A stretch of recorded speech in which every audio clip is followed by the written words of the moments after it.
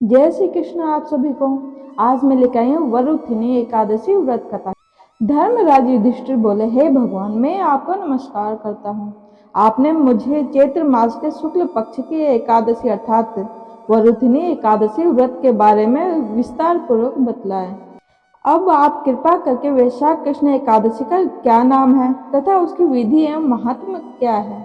भगवान श्री कृष्ण ने कहा, हे राजेश्वर, वैशाख मास के कृष्ण पक्ष की एकादशी को वरुथिनी एकादशी के नाम से जाना जाता है। यह सौभाग्य देने वाली, सब पापों को नष्ट करने वाली तथा अंत में मोक्ष देने वाली है। इसकी महात्म कथा आपसे मैं कहता हूँ। प्राचीन काल में नर्मदा नदी के तट पर माधंतर नामक राजा राज्य करते थे। वह अत्यंत दानशील तथा तपस्वी थे। एक दिन जब वह जंगल में तपस्या कर रहे थे, तभी ना जाने कहां से एक जंगली भालू आया और राजा का पेड़ चबाने लगा। राजा पूर्ववत अपनी तपस्या में लीन रहे।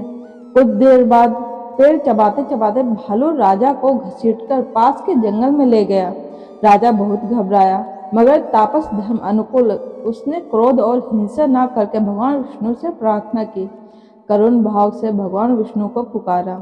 उसकी पुकार सुनकर भगवान श्री हरि विष्णु प्रकट हुए और उन्होंने चक्र से भालू को मार डाला।